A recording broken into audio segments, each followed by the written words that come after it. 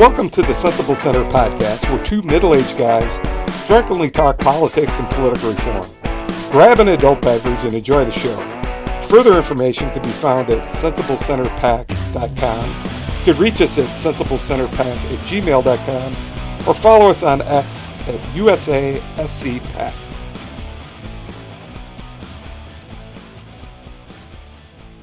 Hey, Bob. April greetings, Kevin. It's spring, isn't it? We got a bunch of snow. Did you get snow down by you? No, it's the highs lately have been in the mid 50s. A little overcast. That's not too bad. We No. were supposed to get like almost 8 to 10 inches, and which usually means we're going to get about a half an inch. It was snowing a lot, but it was just slushy, so it's pretty much all melted off today. So Well, that's good. Is the lake still frozen? spring back out. No, the lake hasn't been frozen for a while. There was no ice fishing, no snowmobiling, nothing this year. It's kind of really strange. But good thing is there's Biden's fault, probably. there's no global warming, so we're just having a couple of weird winters and long summers. But that works for me Well, up it here. was what this year was La Nina, wasn't it? La Or was it the Niña. other one? It's La Nina is the warm one, I think. I thought it was El Burrito. El No, Burrito Loco. That sounds good right about now. That sounds good, wouldn't it? Delicious. So you all excited about the eclipse? Are you gonna? Not particularly. I was talking to my dad No? about that You don't earlier. get excited? They, they, they never really excited me. The last one, even. I walked outside. I looked up. I saw it. I said, okay. I walked back in the house, and that was it. And this time, I'm not. I don't know. It doesn't do anything for me. It's cool to see once in a lifetime, I think. But after Don't- that, it's the same thing. It's not something crazy. It's just something that happens naturally. And after that, then it doesn't really interest me. Did you say you looked up and looked at it? hmm What kind of crazy? That Not that with my eyes, like not without protection. I don't Oh. remember. I think I probably had some of those glasses or whatever. yeah, Right? had some of those glasses. Let me tell you Yeah. a story. As I was recalling, because I don't get too excited about eclipses, because probably during my childhood I had and I didn't even put this in my book, and it was a rather big event in my childhood. There was I think it was pretty much a total eclipse back in, I'm guessing the 70s, not to date myself. But, we were at school, it was during the day, and they had these boxes that you could sort of look through, if you remember those. hmm Did you ever and that had like a hole in it, and then it would like project and you could see the shadow moving over the sun type of thing? I Which do remember that. which wasn't too exciting. I was never into science, so that didn't really excite me. So, needless to say, I pulled a Donald Trump and looked directly at the sun. And guess what, Bob? I was seeing dots for a long time. Thought you were going to tell me you've been blind since the 70s. That would be surprising, but I did. That would explain your driving. It did last for a long time, and I did have to confess to my mother, and we actually went to the eye doctor, which I've never been to before. At least I remember this pretty vividly. The eye doctor was next to a Ben Franklin, so he was a very high-tech eye doctor, and all I remember is I got a clean bill of health at that point. He didn't see any permanent damage, and then eventually I think it went away, but it was kind of freaky. So here's my recommendation to people. Don't look directly at the sun. I'm like, what could be the big deal? You can look at the sun. My eyes aren't too sensitive to the sun, and maybe that's why now. Yeah. Yeah. Maybe there was some permanent damage done, and I'm just realizing it now. But don't pull a Donald Trump. How long did you look at the sun? A few seconds or minutes? Yeah, well, you look at it up, you look down, you look up. It was probably a while. I wanted to see what was happening. I'm not a doctor, but I think if you look up at it for 1 second while the eclipse is happening, I don't think it's going to hurt you too bad. But That was my thought. So I must have looked at it just a little too long, but yeah. not long enough to do permanent damage. So, thank you. Right now, the forecast here for Monday is partly cloudy with a 24% chance of rain. So, we might not be able to see it here anyway. I hope we have a clear day. We're only going to get partial, but I wouldn't mind. I guess they got glasses that you can wear now. you don't have to look through a box anyway, which seems a little bit better than looking through a box and seeing a shadow. Yeah. So what are you Yep. drinking before I we opened forget? something new tonight. I hear you I'm trying to clinking. get some new stuff open to see how it is before you come down at the end of the month because That's right, because we're going to be drinking. be interesting to kind of show you guys some stuff that I think's good. So I opened today a King's Family Distillery Rye Conic. So it's a twice barreled straight rye, aged 7 years and 8 months, and it's at 109.5 proof. 109.5. That sounds good. How I'm about you? actually we did it. Was it last weekend? The weekend before? At my brother-in-law's. They had recently gone down to the Bourbon Trail and brought back some very good bottles. So we did a little tasting there and many bottles from the Bardstown Bourbon Company. I don't know if you've gotten any of those personally, but they were all drinking very well. Let's just say I Those enjoyed are owned by the every one Pritzker of them. family now. Pritzker Really? family bought that, I want to say, about 2 years ago. Yeah. Fathead owns it. I mean, No, JB. I don't think it's him. I think it's his brother. Oh, I didn't know that. Yeah, somebody in there bought it about 2 years ago. Yeah, I've got a bottle downstairs unopened. I'm not sure which one it is. I've had a few of them. Yeah, it's one of the places I want to go when we go down there. Check that out. Um, so I am drinking off the Bourbon Trail, but vodka. So I'm drinking the Buffalo Trace Wheatley vodka, um, just straight up on the rocks.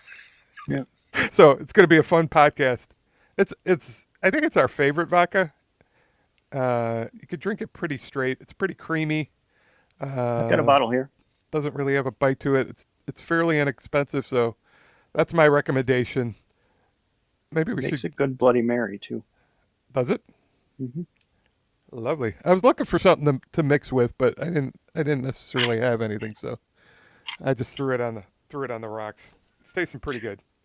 So let's catch up on a little news since the last time we spoke. Today's news we texted back and forth on was, and we've talked about before, the No Labels Party. I don't know if everyone has caught this, but No Labels has decided not to not to run anyone in the presidential election, which is just beyond me. And we It's tried to hype them up a little bit. very depressing. Yeah, I I I, thought it I was going to be something, but I think it's more of the same as well. They tried to get Nikki Haley to run, right? Which I don't think well, I she have would have done, given that she just jumped out of the race. Joe Lieberman died, which didn't help them. nope. Joe But didn't. Joe died. I guess I the last I person they asked was Chris Christie. yeah, Chris but Christie backed out. I got a list. They asked Larry Hogan, former governor of Maryland, Joe Manchin. Clearly, I thought he was going to be it. They he asked should have ran. they asked Cinema, Kristen Cinema, from Arizona. They asked Liz Cheney. They asked retired Admiral William McRaven of the, I believe, of the Osama bin Laden SEAL Team 6 killing, and Dwayne the Rock Johnson. Just that was from the New York Times article today. I'm like, they really went down the list. No one wanted to join. So can't. Why wouldn't Manchin have joined as a founding member of that party, right? That's what I'm trying to wrap my head around. And it would have really angered the Democrats, and I think that's why he didn't. And I think from a Republican standpoint, I understand any of the candidates that just ran in the primary not joining. I don't think they should, but um, yeah, Yeah, that's the problem we have is it's two party control. It's just like it's the same thing as a it's business monopoly, like with Amazon being growing, right, and kind of becoming more of a monopoly. That you have the same thing in politics with these two parties at this point in time.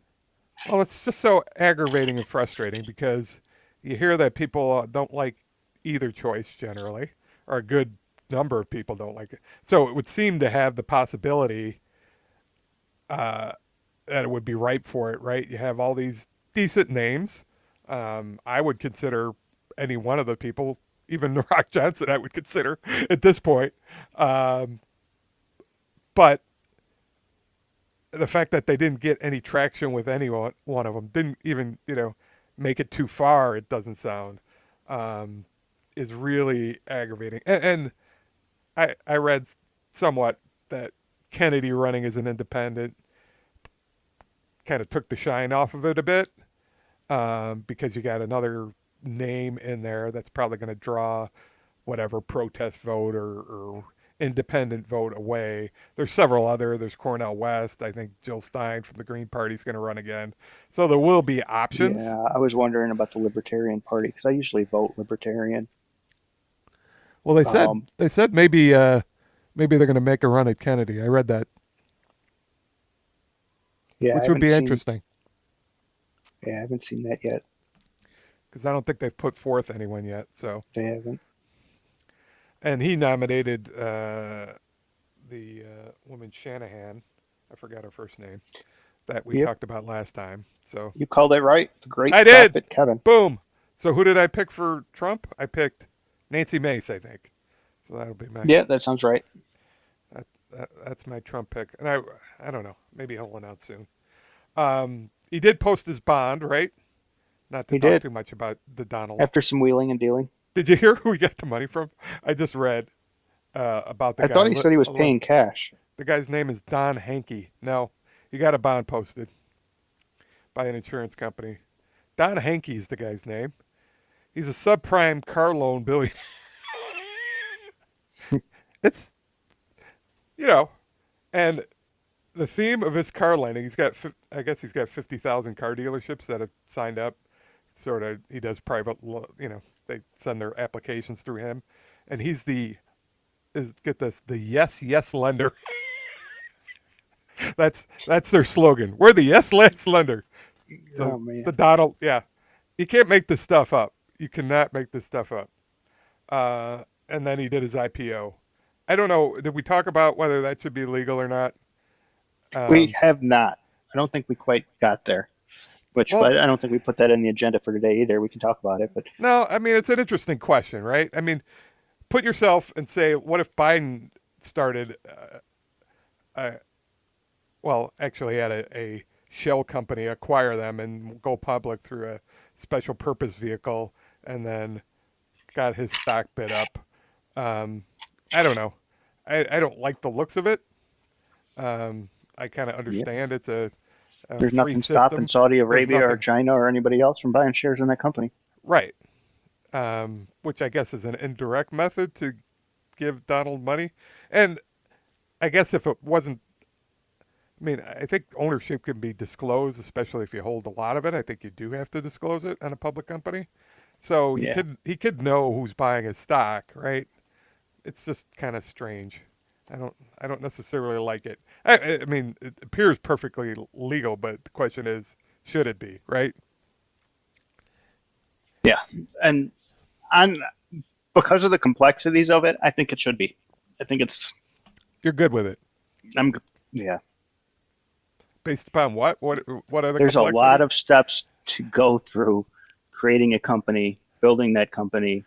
This was done back when he was Uh, first kicked off Twitter, which was right at the end of his last term. So yet this is 4 years coming, right? well, he hasn't built much, And from what I understand. he's got a lot of partners. And yeah, Less than his a million users, and it's way overvalued, yeah, right? It's way overvalued. There's it's obvious what's going on here, right? But but you're okay it's with it. very similar to a conversation we had weeks back.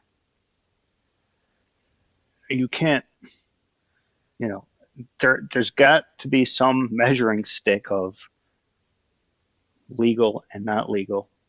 And just because it seems fishy doesn't mean that he's breaking any laws, right? So I Well, I'm not saying that he's breaking any laws. I'm just asking whether there should be a. I mean, basically, you're buying shares in him. The ticker is DJT, right? You can't let get me ask you more this: obvious should than should that. he should he be allowed to invest in Apple? Should he be allowed to invest in Apple? No, I don't. I don't Yeah. think that. I think everything should be in a blind trust, or you divest if you're going to be president. No, I don't. I don't. I don't think he should add his company in operation. Yeah, and Sorry, I understand. I sorry. That's understand what your you need to. reasoning, and I understand your point of view. I've got the Yeah, same problem with what's going on in Congress with all how rich those people are. right. Of course, a I lot mean, of them are doing a lot of insider trading and things, which is a little bit different. But that's the price you pay for having that position, right? You have to give away, give up something. Um, After you I leave, I think it. guess after a period of time, possibly, then you Yeah, I could do think whatever it you would be want. a better Fine. world. It would be a better country if nobody in office could leverage their position for business gain. You could buy U.S. I, Treasuries, support the U.S. government, turn all your money into U.S. Treasuries while you why. I don't think well, we'll. I don't think or we'll. cash. They could hold cash. Doesn't have to be in treasuries. Well, whatever. Yes, not a public corporation, not anything that would raise questions, right? Anything that we'd have to think about. They Yeah, should I think not. that's an all right law. I think you write that law. I think it's legal, and I think I'd support it. I mean, it's ridiculous that we allow these things, and this is kind of another step in that direction. So he's going to be president of the United States, having a public stock, which is basically just his stock. Is I don't think Truth Social, like you said, is worth anywhere near. It's Well, it's not losing. just It's his. it's losing Yeah, money, and the trend isn't good. But yeah. I do think it's balancing out a little bit because I also think that $450 million fine is egregious, ridiculous, and probably a violation of well, uh, undue fines, he could fight that in court, I extreme guess. fines. Yeah. So so he did post a bond on that. I guess they're going to have the court date is coming up on the hush money thing. So we'll see. It sounds like Israel bombed the Iranian consulate, or allegedly, and also Yeah, I haven't. knocked out some people with the World Food Kitchen. So not a Has good week. Not a good week for that has Iran conflict. responded yet? Iran responded yet? No, nope. They said they are going to though. I think I heard that. so. That'll be great. We'll see. Yeah, not I looking for. mean, it's Biden's kind of got his hand tied on this right now because of he's damned if he does, damned if he doesn't politically. Yeah, it's not. Yeah, it is damned if you do, damned if you don't. Yep, not good. I did watch, and another recommendation. Netflix had a good thing. This gets to Russia and Ukraine about the Cold War and the atomic bomb. It's 9 episodes. It's probably like 9 or 10 hours, but it goes back to like World War II and even prior to that, tracing the history of the Soviet Union, the atomic bomb, the whole Cold War, through all the way through the Ukraine conflict. And I think it does a good job of bringing you all the way through, focusing on the characters, what the U.S. did, what Russia did, the whole strategic thing, and kind of explained how we got to the point we're at now. So I would recommend it if anyone wanted. And I think it's good to kind of update that because I think a lot of people don't know the history of the Cold War and what happened, especially when the Soviet Union broke up. There was a lot of focus on that because I think that's part of Putin's strategy to kind of reclaim territory, especially what he considers Russian territory. It goes into Yeltsin and Gorbachev and all that. And I think it's a good, pretty fair history lesson, especially with U.S.'s involvement and what our strategies were, and I think it's just really good. So I think it's called Turning Point. So I would recommend people of history and who are into the political realm, and I assume you are if you're listening to this podcast, check it out because I thought it was really well done. Yeah, I had a buddy's father got rich off of that whole thing. Got He what? he went over there after the collapse and he Mm-hmm. bought up a lot of ammo Oh, really? and weapons and things for dirt cheap and brought them Wow. back here and sold them and made a killing.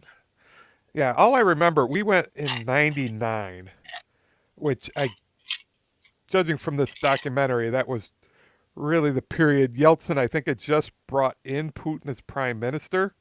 So Yeltsin was still in power. He was basically a drunk, and I think he was pretty sick at that stage. Um, but I just remember we went on a tour and there was an economics professor, and she was lecturing us about how crappy capitalism was and how we destroyed the country trying to implement capitalism.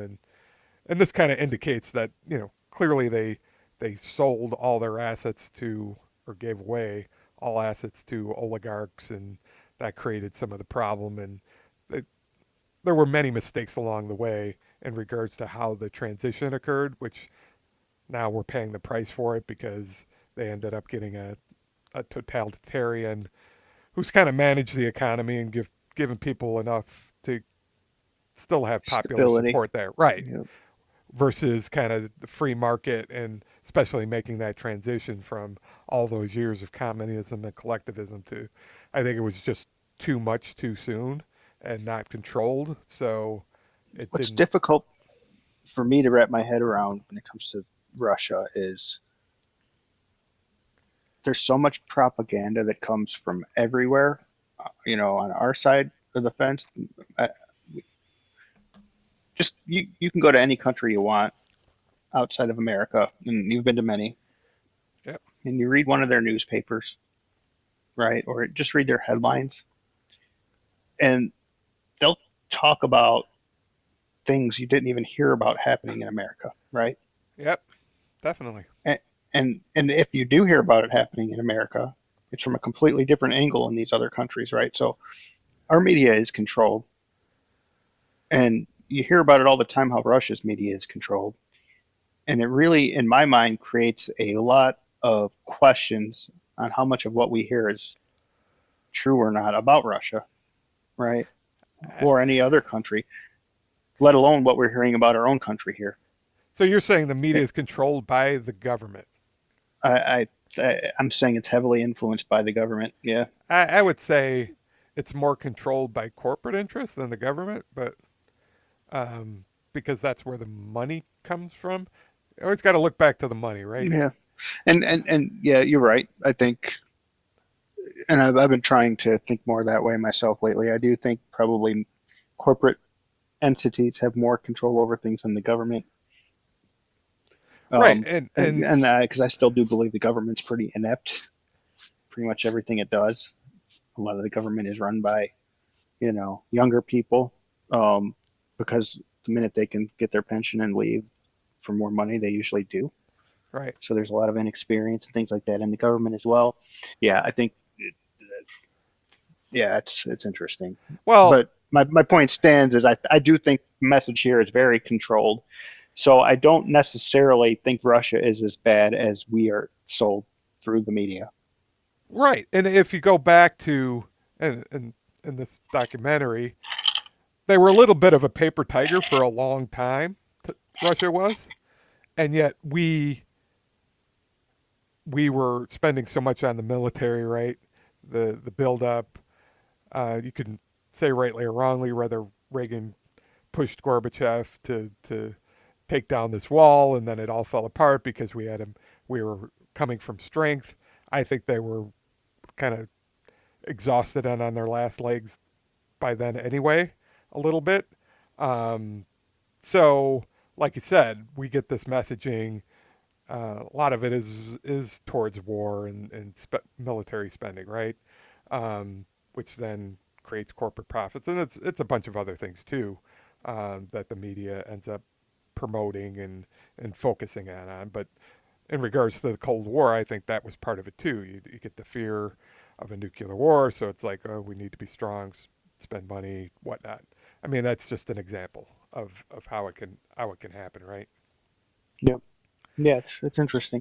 And I mean, a lot of people seem to fall out of buildings in Russia, but um, Yeah, it's a crazy. lot of I people think seem there's to a commit suicide here too. That it's pretty questionable. You know what I mean? So I don't know. You're very suspicious of our government. I'm less so. Right. Yeah. I would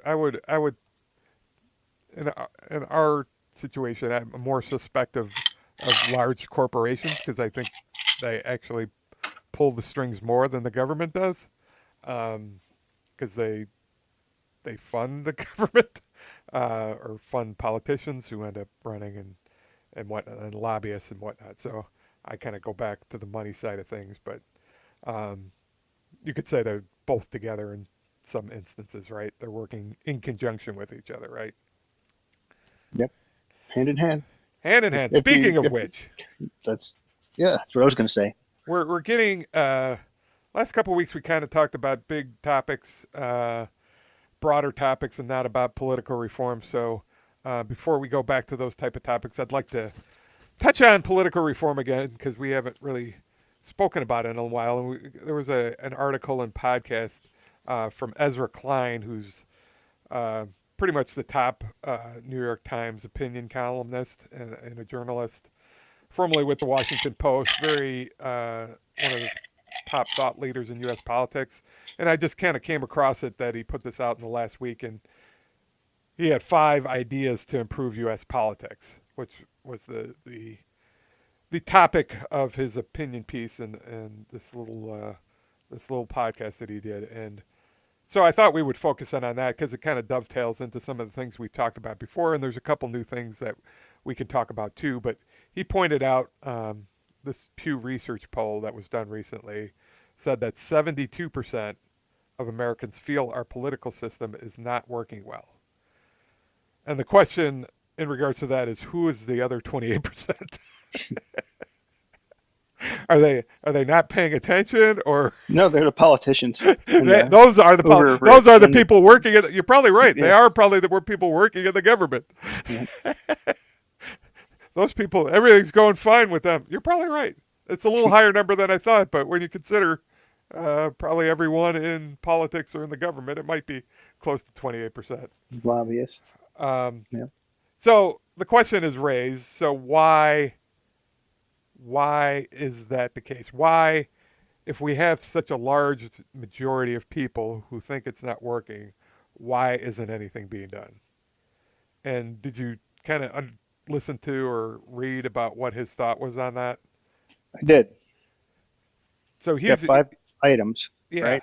but he was going with it's harder than ever to get it done because of our polarization. I never thought of it this way, but he's saying since we're so closely divided and there's such a high partisanship now that it's harder than ever to get anything done.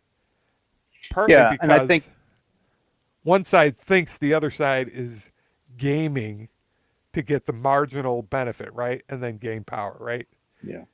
Which, And behind these theories or conspiracy theories or whatever you want to call them, kind of look back to around the time the iPhone came out, right?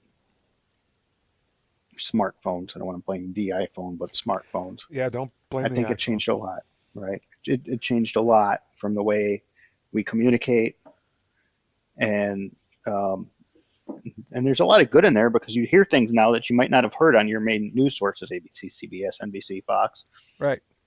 right? So I think cell phones and the fact that people can go onto social media, real-time access to data is great. Of course, you don't know exactly what's real, what's not real, right? You just get what's real and what's not real both from more sources.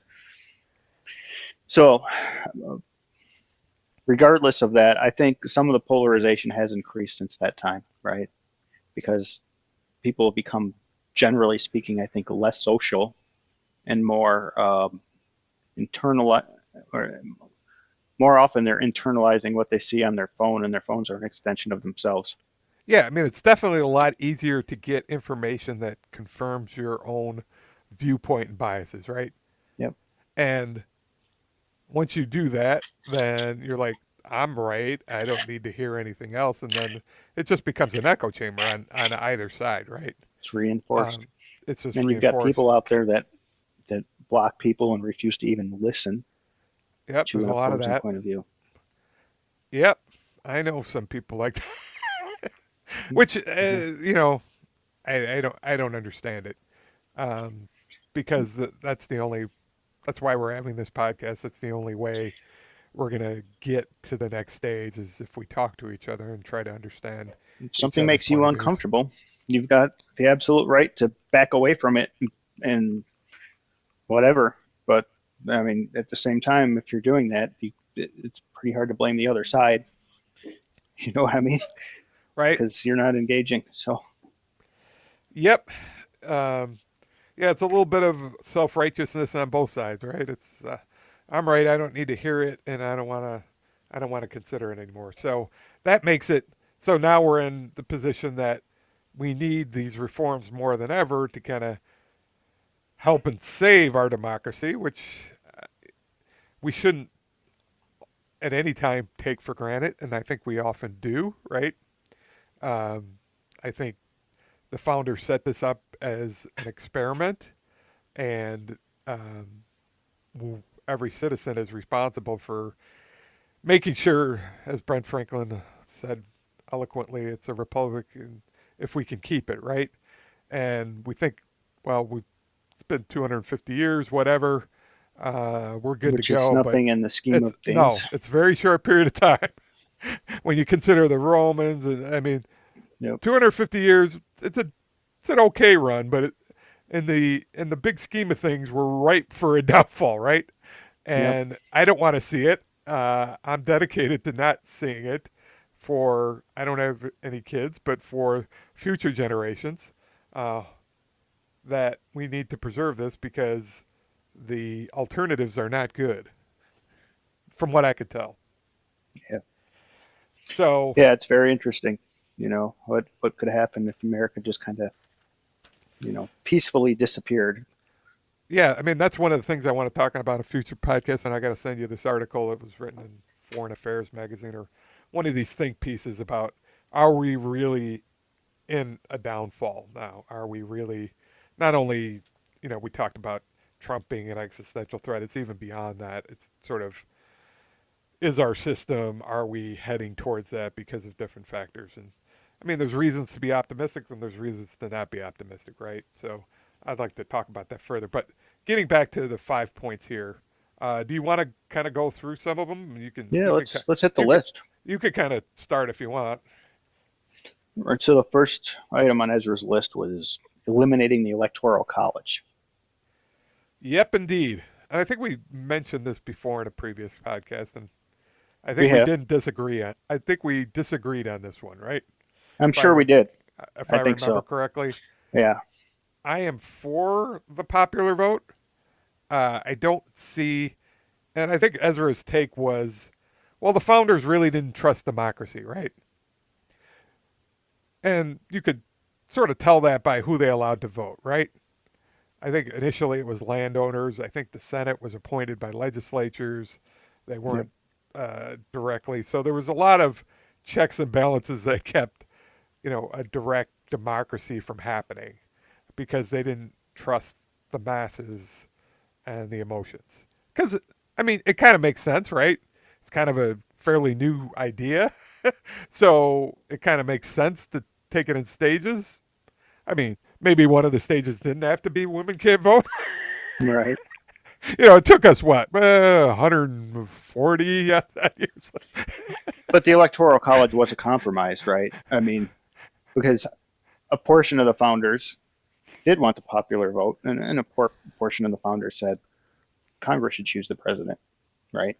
So it's Mm-hmm. kind of two extremes, Yeah, and they met in the middle, and I think it's a fairly good compromise. And if you think about it from our perspective, this whole thing, the whole pack, or this whole cast started wanting to come to a compromise, right? So I think by eliminating the electoral college and going back to popular vote, it's actually going back on a compromise and it's stepping backwards, not forwards. but I think it is continues to be a great compromise. I could stand here and make the argument, okay, if you want to get rid of the electoral college, let's let Congress choose the president then. well, And on the surface, the more I that think doesn't about that, I don't make think any it's that bad sense. of an idea because we're electing our congressman anyway. So let them choose it. Yeah, I don't think that makes a heck of a lot of sense because that even takes us out even more and that makes it more indirect. I would say, right? That definitely removes the Who really understands what the president is going to because you do anyway? because you might be voting for a congressman for certain reasons, and then he might have different reasons for voting for a president, right? So that'd be really hard to do. Well, it changes your reasons for voting for that or choosing a congressman at that point too. Yeah, I mean, I think it complicates it a little even more. What I what I would ask you, Bob, is how do you get around? Clearly, this is happening more 2020. I mean, 2000, 2016. The popular vote. One candidate won the popular vote, didn't win the election, right? By millions of votes. Because we're a republic. But here's the thing. The issue I have is I don't think it doesn't encourage everyone to vote, right? If you know your state, as I was in Illinois, now I'm in Wisconsin, my vote is going to count more because I'm a swing state, right? It doesn't make presidential candidates appeal to the whole country, right? They're going to spend time in 6 states probably. They're going to spend all their money in 6 states. And those 6 states, guess what? They're probably going to get more benefit from the federal government at the end of the day because they're going to make promises, whatnot. To And they those know states. and they know beforehand which states are important, so they could set policies that help those states, right? So So, doesn't that so if you change this to the popular vote, don't the policies change to help New York, California, and Illinois, and then why? Nebraska and Iowa and Why? Well, it's one even person, New one vote. Hampshire gets broke It's one person, one vote. because those are where the big population centers are. It's one person, one vote. One, if you win by one vote, that person could be in North Dakota or New York. They don't, Yeah, but right? if you change that in this next election term, both candidates are going to go to New York, and you won't see them once in Iowa. Well, that's the state thing is really It makes no difference. either you can have the Senate that way or not, right? So you have the Senate, which is the check. Each state is represented by 2 senators, which we've talked about before. So you either have one or the other, I think. You're just giving too much power. See what I'm saying? It's still one vote. So are you going to amend the Constitution? Is that what you're saying? I don't know. Well, I don't know if it's. yeah, It was created by the the founders through the Constitution. I'm the pretty sure it takes an Constitution. amendment. Ezra's point was the Constitution is not being amended enough. We haven't amended the Constitution for a long time, and early on it was amended quite frequently. Do you want Marjorie Taylor Greene in a constitutional convention having the power once No, it's of open course I don't to want do her. anything she wants? No, that's not necessarily true. Met But Met I wouldn't want Gaetz, her there. I wouldn't want either of them. AOC, They could scream into the wind. Milan They Omar. still need support. You still need support for your amendments. And I would say, um, I don't I'm know. I for mean, I'm here's how for I see doing it. away with the electoral college. Here's how I see a constitutional convention going in today's world. You don't necessarily Fourteen need thousand pounds of pork in the Constitution. I don't That's think what I see happening. I don't think the Constitution has ever been amended through a constitutional convention, except for the original. I don't think that's the way it's been done. I think I it's been think that's the passed. way it's got to be done. No, you pass it through Congress, and then you have the states to ratify. Oh yeah, you gotta get 2/3 of the states. I think it Yeah, is. that's how it's been done. So, I mean, the ERA was the last amendment back in the Well, 70s. Like, to have a constitutional convention, you have to have that same. It's the same thing. I don't think anyone would propose a convention. So you're fine with the distortion that the electoral college creates. So if I vote, my vote, if I'm in a I'm state fine with the balance that's that the 90%, electoral college creates. Yes. if I'm in a state that's 90% Democratic, my vote doesn't really matter as much, right? I moved from a state that was 90% Democratic, where my vote didn't count, to a state that's 90% Republican, and my vote still doesn't count. Right. Right. That's not right. I want your vote to count, Bob. But my Doesn't that local upset you? politicians, my the laws created by my local politicians align better with my needs than they used to. And that's really what matters.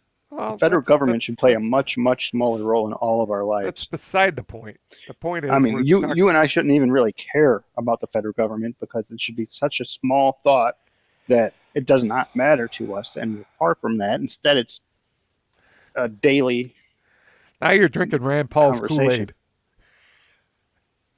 He's my guy. Maybe I He's should your just move a man. little bit north. Yeah, That's right. You got to move to Kentucky, right? Kentucky. And you'd be in bourbon country again There we go. That's instead of whiskey probably something country. I don't need. Yeah. All right. So we still don't agree on the electoral college. The next one I think he had was abolish the filibuster in the Senate.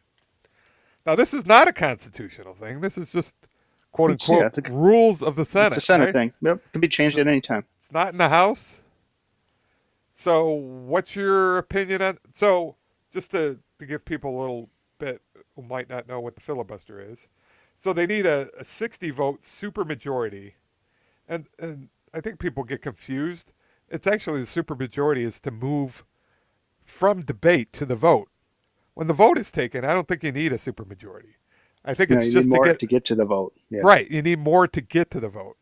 So the problem I have with the filibuster is kind of two things.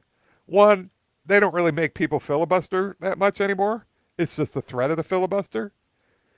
I mean, I think Ted Cruz read Dr. Seuss at some point, but I don't think the filibuster means you have to kind of keep talking and all business stops, right?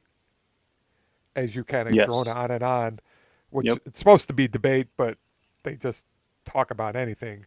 I think Rand Paul's done it too, right? Yeah. He I think uses he's it more famous than for that. anybody, I Yeah. think. Yeah. I think he's famous for that. So I think they should have to do that, to be personally honest with you, because that is sort of sticking your neck out at least. And if you're going to be on the news talking about Dr. Seuss, hey, I'm going to see that this guy's an obstructionist. He doesn't want to do it. But they don't do that anymore. They usually just, it's just for show, right? So that's the thing, and you hit it right there. That's the point, right? I don't have a problem with abolishing the filibuster at all, personally. It's within the power of Congress to do it, or the Senate to do it, because that's where it is.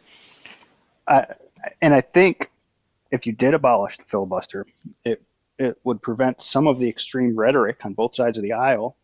As if you're going to have that extreme rhetoric, and there's no filibuster in place, there's nothing to protect you from being forced to follow through on that, the bloviating. So I, on the surface, I think potentially it brings rhetoric down a bit, but I also think it's risky because, like anything else, the pendulum swings both ways, and eventually you're going to get one side to come in, take power, make some relatively large changes. The party that's not in power now, because they know they can't do anything, they're free to have as much extreme rhetoric as they want because they can't follow through on it with no power, which potentially brings more extremists in through elections, right? So, okay, you've got the Democrats in power, they can push through pretty much anything they want, no filibuster. Republicans are angry about that. All these changes, rhetoric, rhetoric, rhetoric, rhetoric. Now extremists are maybe getting elected. Republicans take over. Now you have a larger pool of extremists. It might not happen immediately. Might be some more changeover, but eventually, if you can fill your side of the aisle, the large enough pool of extremists compared to the centrists, now all of a sudden you're looking at trouble. Well, I think getting rid of it has to be in conjunction with some other things, like the gerrymandering, which then tends to not get as many extremists in the mix, right? Although in the Senate it's not as important because I think in the Senate you're representing the whole state, so gerrymandering isn't even critical in the Senate, right? It's not, right? So if one party controls the House, the Senate, and the presidency, right? Sh- isn't that saying something? And shouldn't they have the power to set policy? If they have a majority of each, right, and they could get all their members to agree, and the president, shouldn't they be able to set policy? And my argument, and Ezra didn't. He said, I don't have a problem with policy swinging back and forth because, in my opinion, if the policy stinks, we're going to vote people out, right? If the policy's good, we should reward them, right? So you actually end up getting policy done first off, which represents what people voted for, because if they're the majority, that's what people voted for. I just think the filibuster gives too much power to one or two or three people or four people, right? Yeah, That the way might it's designed right. now. What if, and I'm not saying you should do this or not because I haven't thought about it yet. I just got this idea is what if you change the law that says, senators, any state, you get two senators, they can't be from the same party. What? If you force states to have senators from different parties, Uh, how do, what you would see is you'd see so new parties if formed. the whole My state, point so is you would see California new has to have a parties. Republican senator. They could have a Green Party senator or a Libertarian senator Yeah, or a Bob and Kevin's party senator, right? yeah, Of course, there'd be all kinds of new parties popping up. But the advantage of that is now you have new parties taking power and getting attention, which might force, um, change in the political system. Just an interesting oh, thought. it probably would. I would think it would. Uh, yeah, yeah. I haven't thought about that, so maybe we'll get back to that. I haven't thought about forcing people to have vote for a different party. Because you've argued often that each state shouldn't have two senators. I know we've argued that in the past, and I said they absolutely should, and I truly believe that. I know. But again, if you look at a compromise and maybe say, well, they can't be from the same party. I wouldn't say you have to force them to be from the two party system. Yeah, because you'd probably have 50-50 if you did Yeah, that, right? right. Well, yeah, obviously, 50 states, right? Which Um, then, which but would what's then, interesting is it forces a breakdown of the political gridlock with the two party system eventually at the highest levels because you'd have more parties breaking through and then potentially have more parties running for president, and it yeah, becomes more based on merit or ideas than red versus blue. yeah. I think there's other ways probably to accomplish that, but it's rather than force it through. But clearly, it hasn't worked yet because we can't even get anyone to run on the no labels party, or we can't really get good independent candidates. And there's only a handful in the Congress now, right?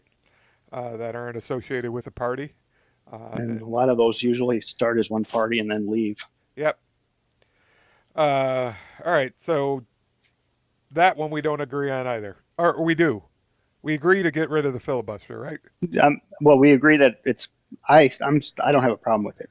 I'm not Oh, saying we you don't should have a force. problem. All right. I don't have a problem with getting rid of it, Oh, you don't have a but I'm problem. not saying we should force it either. So if you want to get rid of it, Congress, go ahead, Yeah, I think they're the only ones who could decide anyway, because or Senate.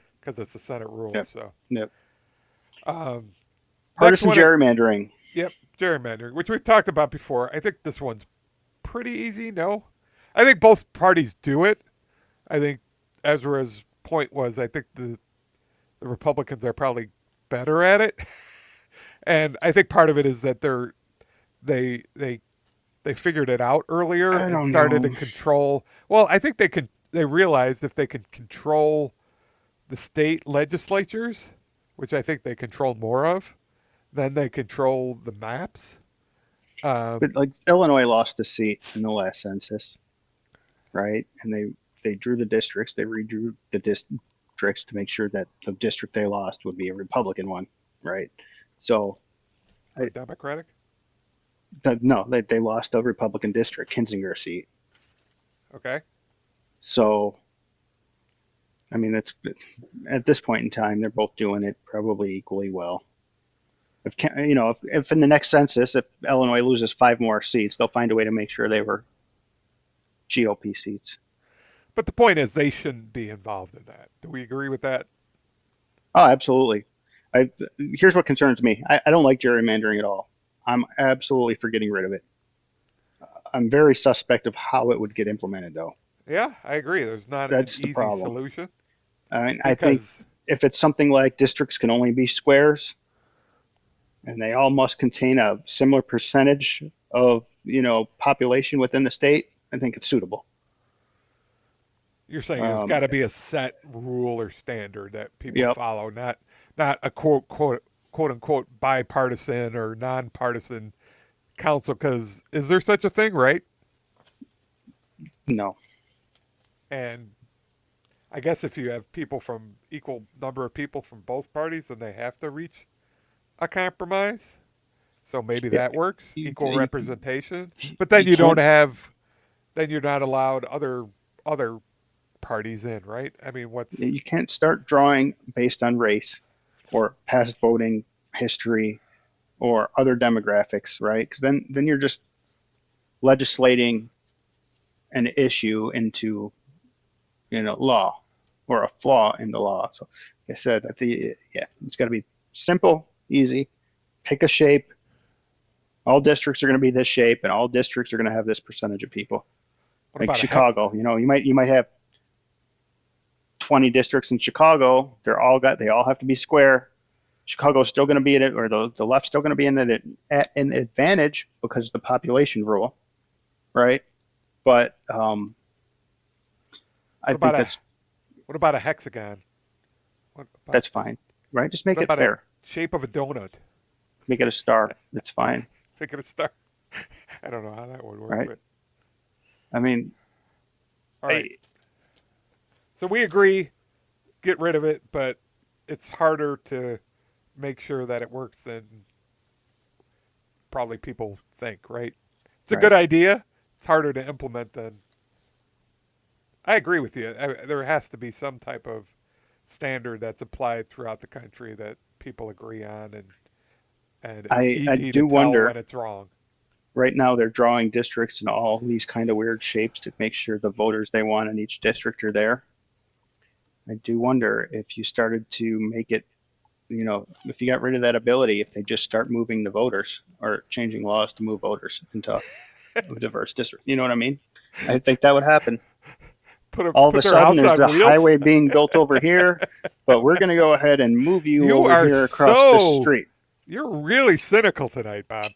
I You're There's a really lot of money cynical. to be made, man. Oh It's easy to boy, do if you're a politician. you're It's just really. we need this money. We need this highway. We absolutely have to have this highway, and these people need somewhere to live. And the convenient place is across this line right here.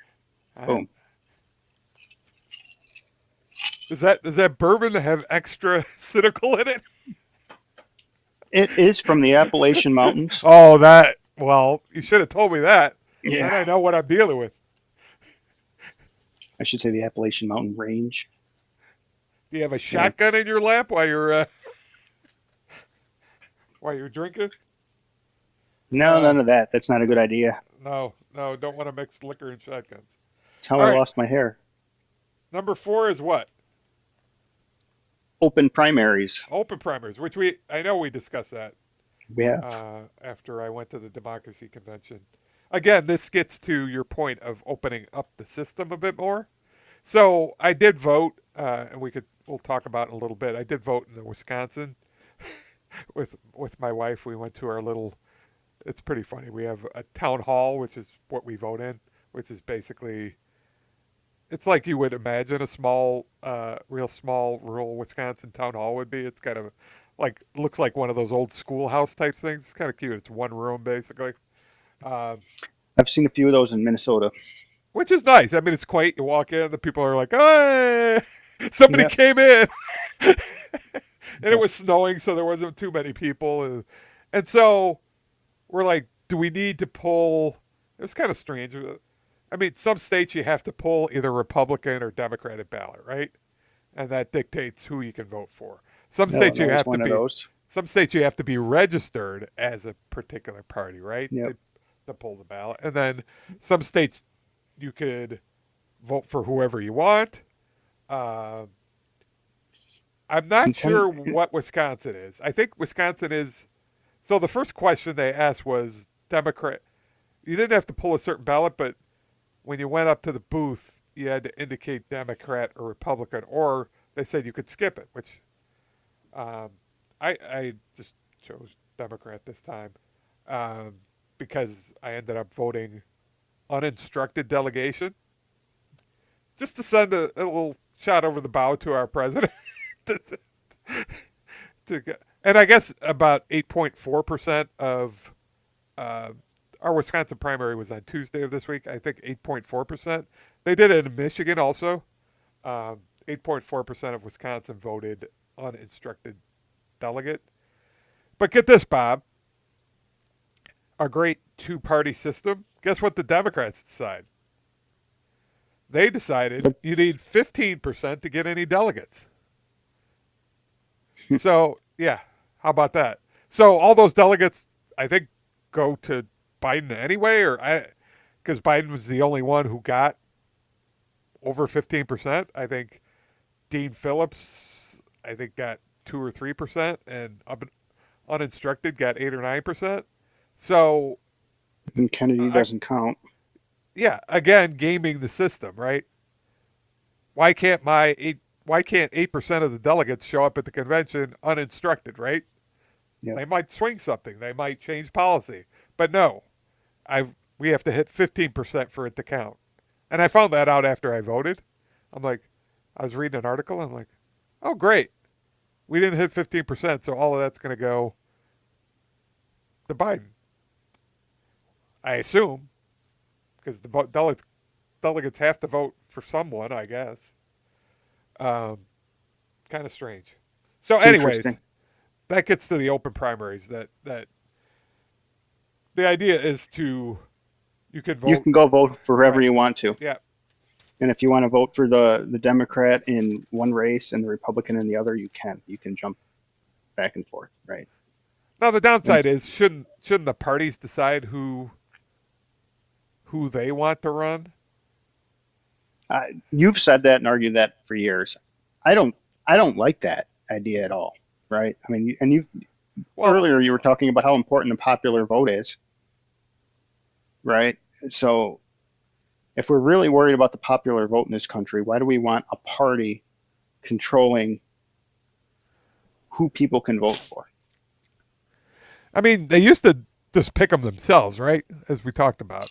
Hmm. So this whole primary system where people actually get to decide who runs again is something new and more democratic. So pushing it to an open primary is even a step further. I'm just saying, should a Republican technically decide who's going to run as a Democrat? I think an American should. I don't think it matters which way you lean, or at minimum, right? A good step would be, and if you're registered as an independent, you get an open vote. Yeah, I mean, it definitely brings more. I don't disagree with that. I'm just being the devil's advocate to say, I, well, we and do have a party system. we do. And if you look back to like Sanders, it must have been during the Obama years. I don't know if it was the first or second time he got elected. It must have been the first. Sanders had a pretty good following, Yeah, right? And the party pulled some pretty significant moves. party didn't like him, They which did I not like get, him. right? To me, But he the claims choice to of the be an voters is independent. gone. So the party's not really giving. They're choosing the candidate anyway, right? Through chess. The deck's stacked against the voter. So, you know, we definitely need to loosen the party's grip on the control they have. Because it's the only way you're going to start to kind of chip off some of this, the issues we have with money in politics and lack of interest in really doing what's best for people. You can Yeah, pick any point when it comes to party control and it hurting people, and it's a symptom. That behavior kind of blocking Bernie out is a symptom. yeah. I mean, I don't disagree. It's not like Bernie was an outsider. He's clearly got his own thoughts, and so it makes sense that the party would sort of try to put up. They were sort of in the bag for Hillary. There was certain things that they did that definitely weighed the favor towards her. Um, the That question said, the is, Democrats were good at it. I don't think that the GOP wanted Trump in, especially the second time, but really either time, they didn't want him in.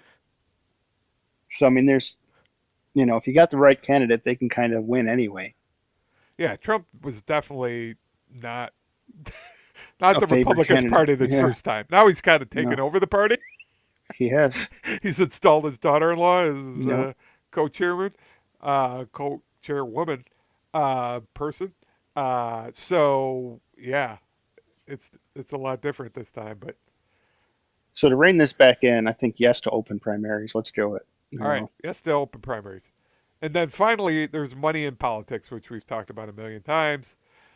Uh, I still think we have a disagreement on this because you think money is speech, and I think money is money. I don't like money in politics. I absolutely don't. I'm just not sure how you get around the law. Well, Um, you I, say I'm elections are 100. different. I'm 100% for getting money out of politics. I don't like it. I honestly would like to go to each candidate for a congressional race gets $150,000. Senate race, you get $200,000. President race will give you $1 million, and it comes out of the taxpayer's pocket, and that's it. That's all you're getting, Yep, like it or not.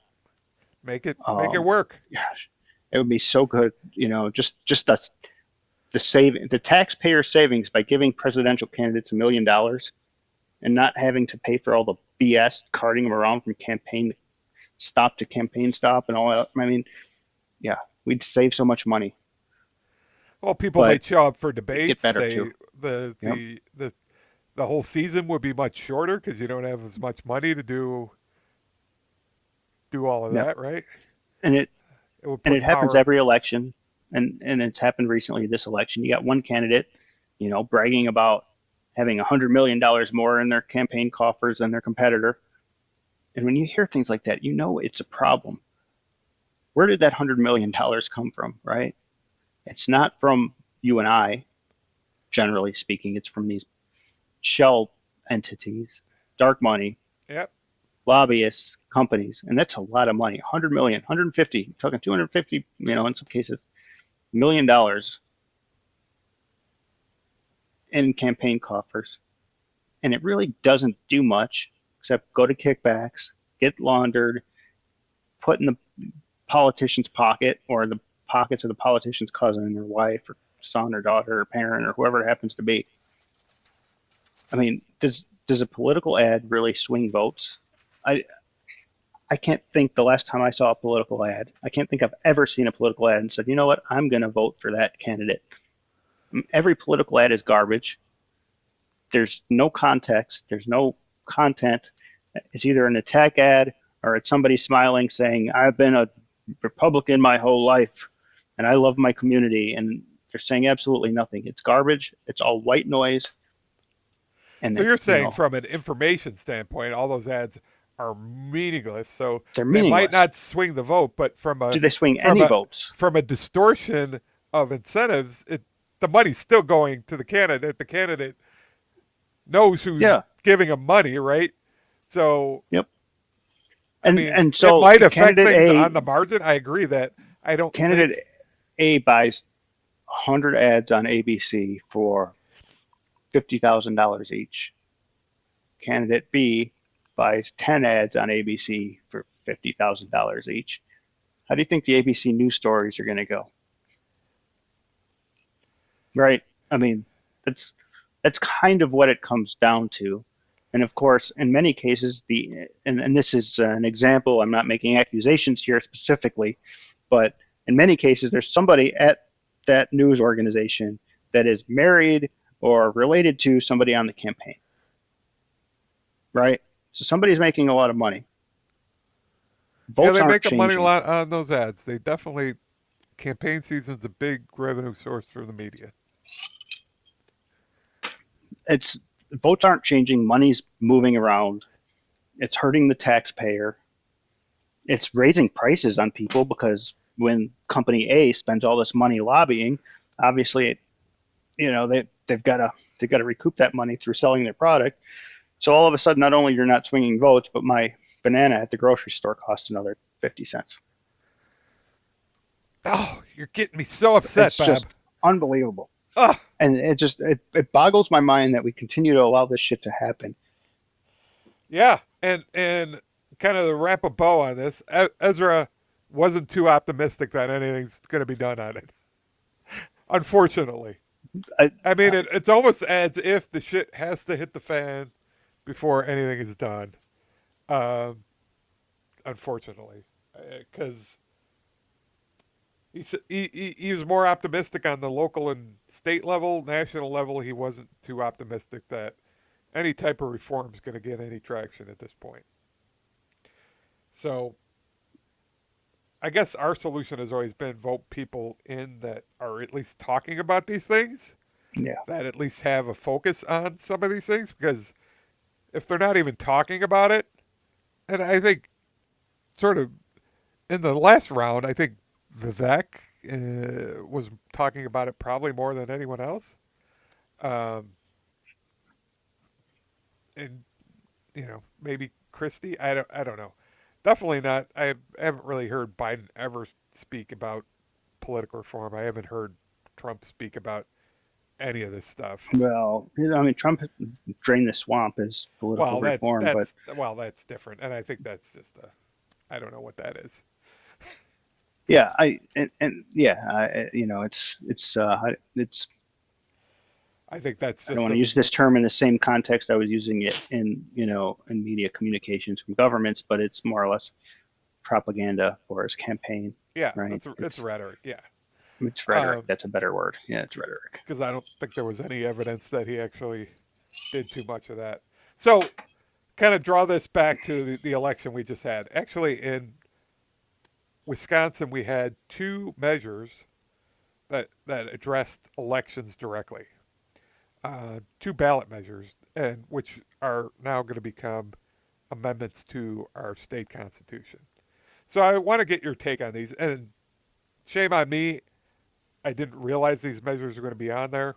Uh, I voted for both of them, and then kind of went back and read the history of them. I still sort of like my vote, although I was kind of, because I think generally they support what I think.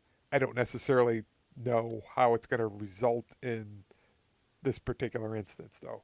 But I think my principles, I voted with my principle rather than what I think is going to happen in Wisconsin. So one of the measures was, uh, and both were proposed, but we have a Republican legislature in Wisconsin and a Democratic governor, primarily due to the gerrymandering issue. One was ban the use of private funds in election administration. This won by 59% to 41%. And they call this the Zuckerbucks issue. I guess during 2020, Mark Zuckerberg donated about $400 million to these nonprofit organizations that then gave grants to local election officials. Now, remember, 2020 was during the height of COVID. Election officials didn't have much budget to do mail-in ballots and all these extraordinary measures, right? So at the time, these election officials would apply for grants, get money to do mail-in ballots, whatever. Um, so, being Wisconsin, the swing state, the Republican legislature said, well, Zuckerberg's probably a liberal. These grants might be sent to liberal counties or whatever to increase the number of people who are voting in those counties. Or we don't know what the money's going to be used for, right?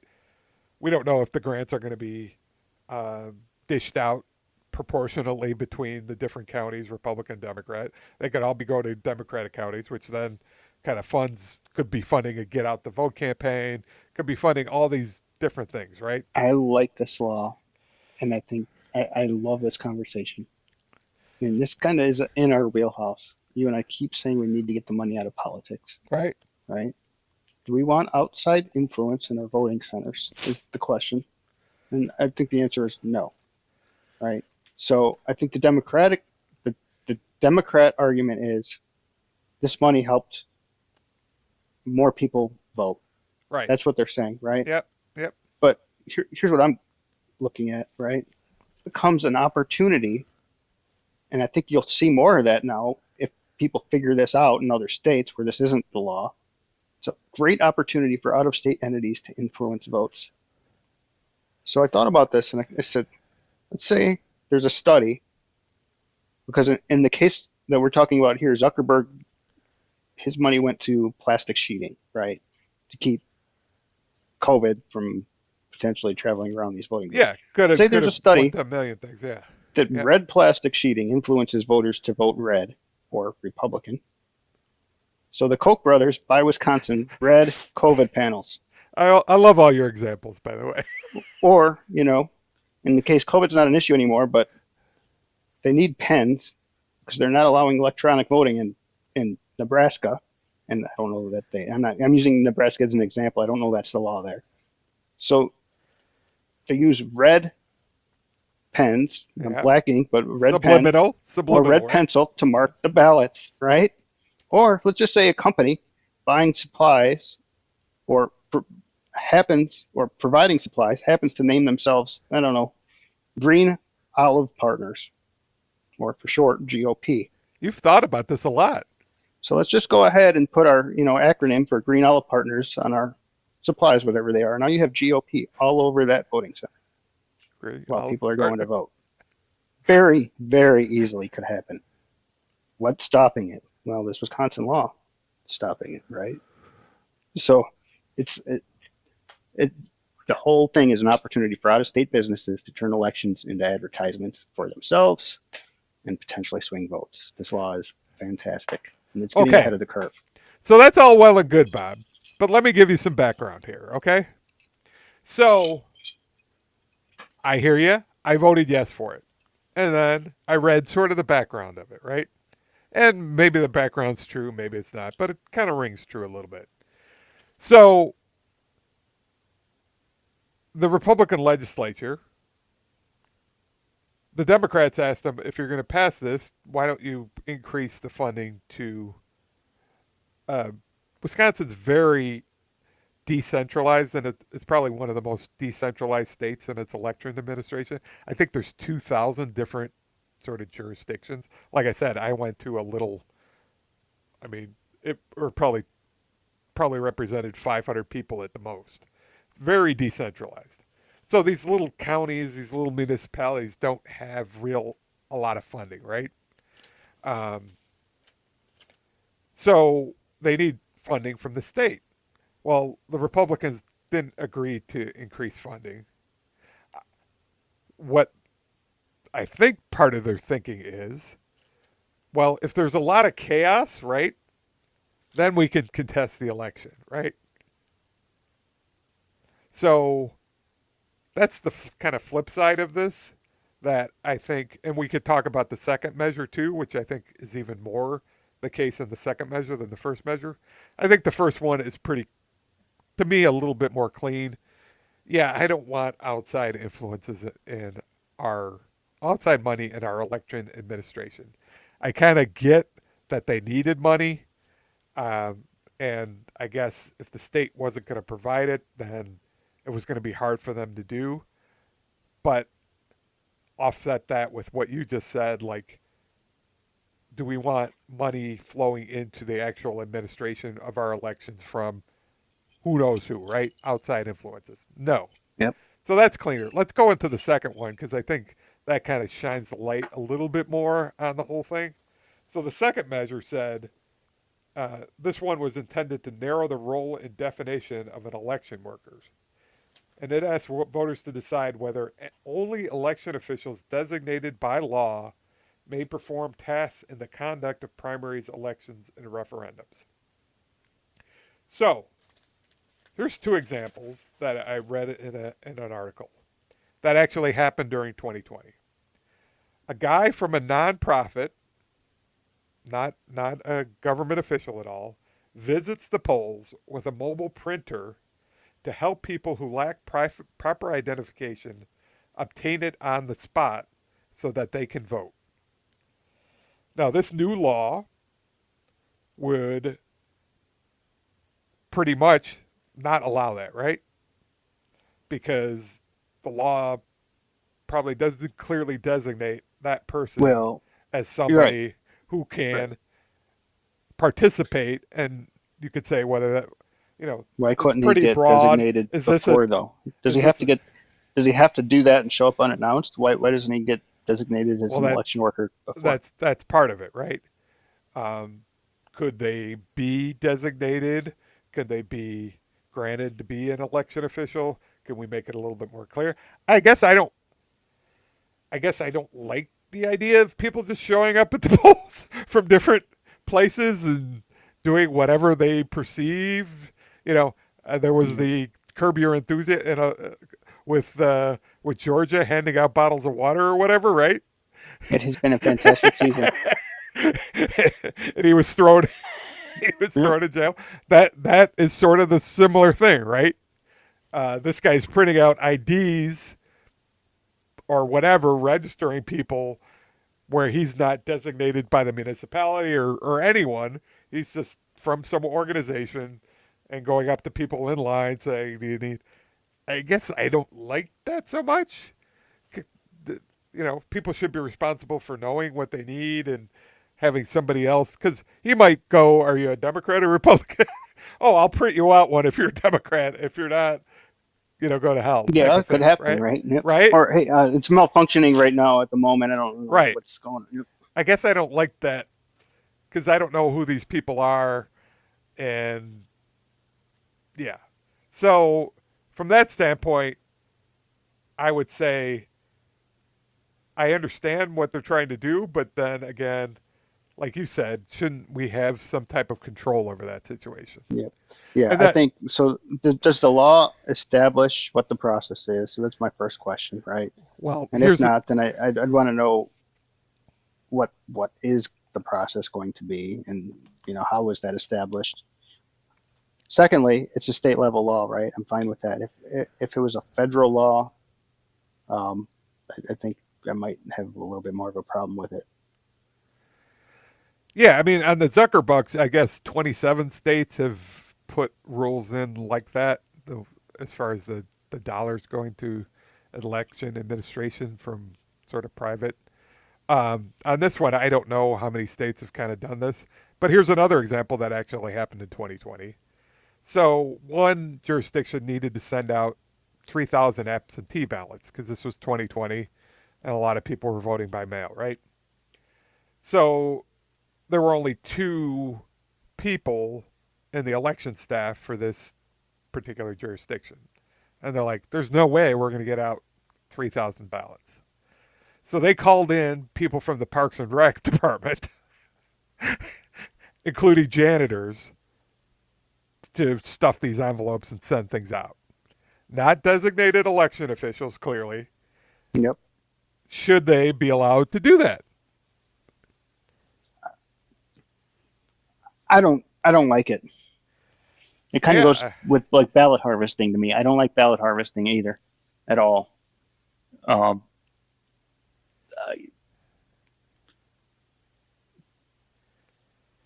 yeah. I mean, 2020 was unique, right? Because we had all this. There wasn't any so planning for this. It happened another during kind an of election year.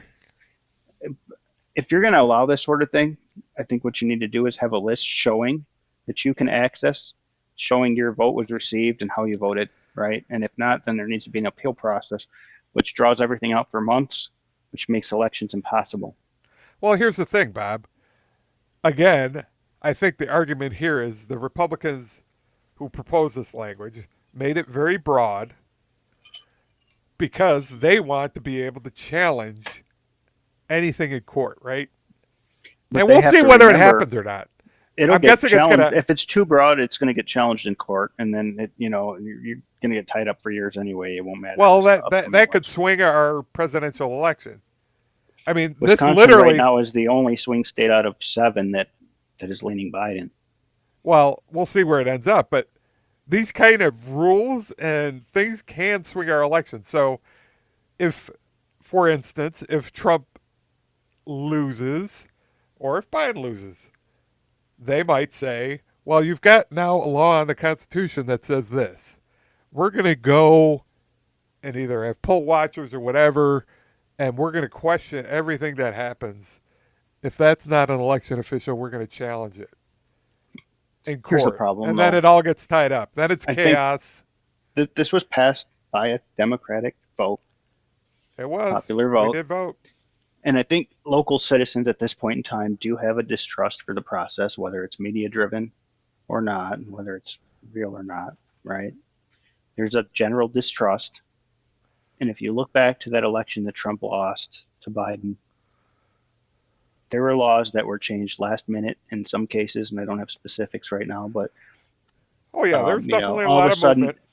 all of a sudden it was, hey, we're going to we're going to allow you to vote through mail, even though that law wasn't changed through established process. It was a last minute fly by the seat of your pants. Or You we're can gonna vote by have mail, drop boxes or whatever, right? right? And the state allowed them to do that. So legally, from a federal standpoint, the feds aren't going to say it's illegal that you did that because it's states' rights, even though in some cases the states didn't follow their own laws on how things like that had to be changed, right? And that is where a lot of this, you know, people saying the election was stolen comes from. It's not that Biden didn't get more votes, it's that laws were changed and processes were bypassed. And from a federal standpoint, it was legal. From a state standpoint, it wasn't. But states aren't going to challenge themselves because those in power are in power, and it's kind of the way it works within the states or at any level. So the distrust is real. So I support the state and the citizens in kind of voting to try to put a control in place to ensure they know who's overseeing their ballots. If they're concerned about it, they've got every right to vote to change the law, and they did. It comes down to that. Again, if it was the feds dictating this to the states, I don't think I'd be in support of it.